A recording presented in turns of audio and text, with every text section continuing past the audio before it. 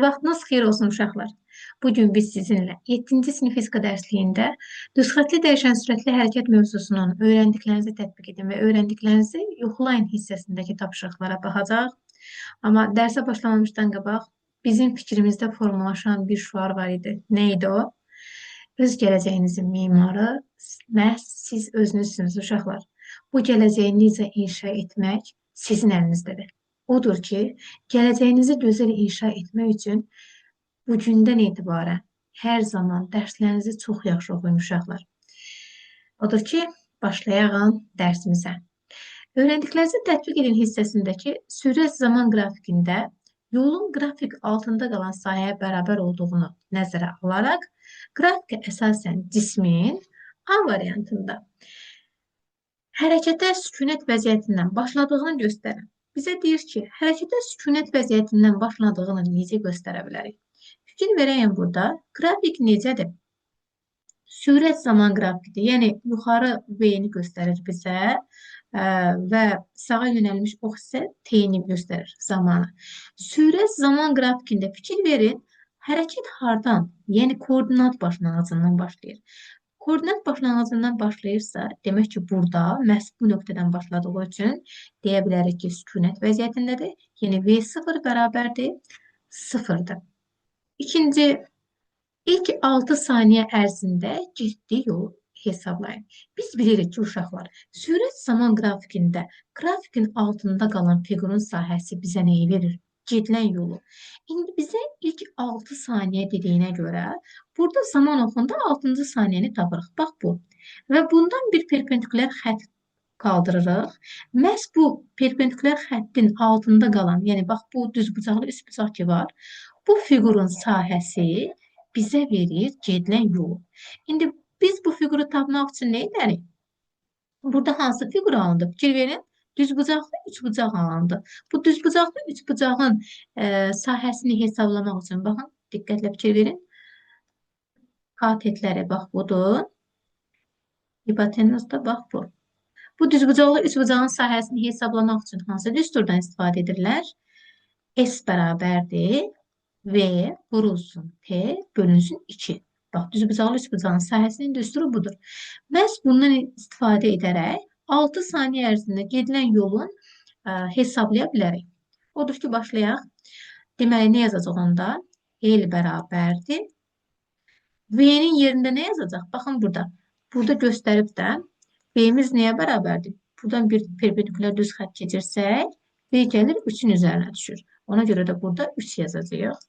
Yazarım o zaman 3 vurulsun. T nə qədərdir? Bax, fikir verin, burada 6-cı saniyəni demişdik. 6 bölünsün 2'ye. Bu da edəcək 18'i 2'ye böləndə 9 metr. Tapdıq ki, ilk 6 saniyə ərzində getdiyi yol nə qədərdir? L bərabərdir 9 metr.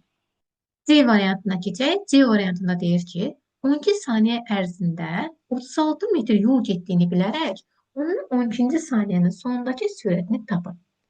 Bax, 12-ci saniyənin sonundakı sürətini tapmaq üçün nə edərik? Bayaqlara dedik ki, sürət zaman qrafikinin altında qalan fiqurun sahəsi bizə gedilən yolu verir. Bax, düsturumuz da belə idi ki, S bərabər idi. V vurulsun T bölünsün 2.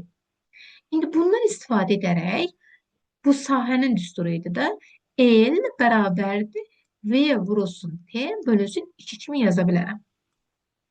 İndi L'imiz məlumdur. Fikir verin. 36 kilometre yol getdiyini bilərək. Yəni, onda nə yazacağım? L bərabərdir 36 metr. Neçə saniyə ərzində? 12 saniyə. Yəni, T bərabərdir 12 saniyə. İndi bizdən deyir ki, 12-ci saniyənin sonundakı sürət. Yəni, V bərabərdir sol işarəsinə. İndi bu yazdıqlarımızı aparıb burada yerinə qoyacaq. L-in yerinə nə yazacağım? Tapmışıq. Verilib burada. 36 bərabərdir. V'miz onsuz da yoxdur. V vurulsun. T'miz 12'dir. Bölünsün 2. 2'lər ixtisar getdi 12 ilə. Qalacaq burada 6. 36 bərabərdir. 6 vurulsun V'yə. V də bərabərdir. 6 metr bölünsün saniyə. Tapdım ki, ondan V'm nəyə bərabərdir? 6 metr bölünsün saniyəyə bərabərdir. İndi keçək uşaqlar öyrəndiklərinizi yoxlayın hissəsinə. Öyrəndiklərinizi yoxlayın hissəsində birinci sualda bizə deyir ki, düz xəttli dəyişən sürətli hərəkət nəyə deyilir? Biz bilirik ki, düz xəttli dəyişən sürətli hərəkət necə hərəkətdir? Yəni bu zaman cisim istənilən bərabər zaman aralıqlarında müxtəlif məsafələr qət edərsə, belə hərəkətə düz xəttli dəyişən sürətli hərəkət deyilir. Yəni bunu əslində biz mövzu izahında izah etmişik. Orada daha geniş ətraflı məlumat var. Biz bilirik ki, düzxəttli bərabər sürətli hərəkətdə, baxın, düzxəttli bərabər sürətli hərəkətdə istənilən bərabər zaman fasilələrində cisim eyni qədər yol gedir. Bax, bu düzxəttli bərabər sürətli hərəkətdir. Amma düzxəttli dəyişən sürətli hərəkətdə isə bərabər zaman fasilələri olmağına baxmayaraq müxtəlif hərəkət edir. Məsələn, sükunət vəziyyətində dayanan bir maşın birdən-birə hərəkətə başlayarsa, əvvəlcə o az məsafə gedir, yəni 1 saniyə ərzində az yol gedir, daha sonra isə o sürətini getdikcə artdırdığı üçün daha çox böyük məsafələr qət etmiş olur. Yəni bu o baxımdan izah verə bilərik. İkinci suala baxaq. Avtomobil düz xətt üzrə hərəkət edərək yolun müəyyən hissəsini 5 metr bölünsün saniyə, qalan hissəsini isə 10 metr bölünsün saniyə sürətlə hərəkət edərsə, bu hərəkətə düz xəttli dəyişən sürətli hərəkət demək olarmı? Əlbəttə ki, demək olar. Çünki niyə görə? Çünki artıq biz özümüz də burada deyirik ki, müəyyən hissəsini 5 metr bölünsün saniyə ilə gedib, digər hissəsini isə 10 metr bölünsün saniyə ilə gedib. Yəni burada sürət stabil deyil. Sürət stabil deyilsə, əlbəttə ki, sürət müxtəlif olduğuna görə, demək ki, bu cisim müxtəlif məsafələr qət edəcək. Məhz buna görə də bu hərəkətə düz xəttli dəyişən sürətli hərəkət demək olar. İndi keçək üçüncü tapşırığa. Üçüncü tapşırıqda deyir ki, dayanacaqdan düz xəttli hərəkətə başlayan avtobusun hərəkəti dəyişən sürətli hərəkətdirmi? Aha, baxın, fikir verin. Dayanacaqdan düz xəttli hərəkətə başlayan deyir. Hərəkətə başlayıbsa, cisim əvvəlcə, yəni avtobus əvvəlcə dayanacaq yanında sükunətdə idi, yəni sürəti sıfıra bərabər idi.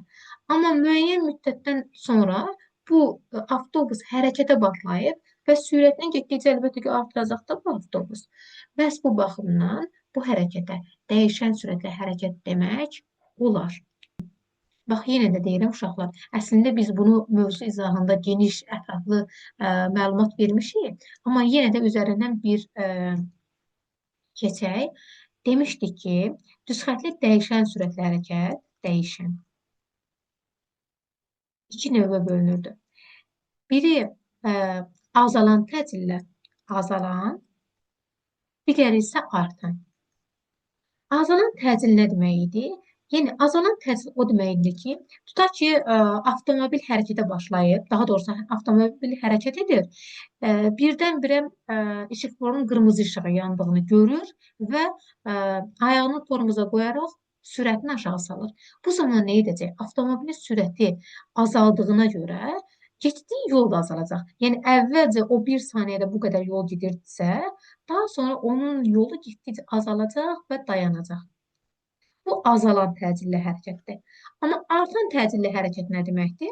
Tutaq ki, avtomobil işıqforda qırmızı işıqda dayanıb və yaşıl işıq yandıqdan sonra o hərəkətə başlayır. Hərəkətə başladıqda nə olur? Yəni, sıfırdan hərəkətə başlayır da, ona görə də əvvəlcə sürəti az olur. Sürəti az olduğuna görə az yol gedir və getdikcə onun sürəti artdığına görə daha böyük məsafəni qət etməyə başlayır. Yəni, düzxəttli dəyişən sürətli hərəkətin iki növü var. Azalan təcilli və artan təcilli. Bu qədər uşaqlar. Ümid edirəm ki, tapşırıqların izahı sizin hər birinizə aydın olmuş oldu.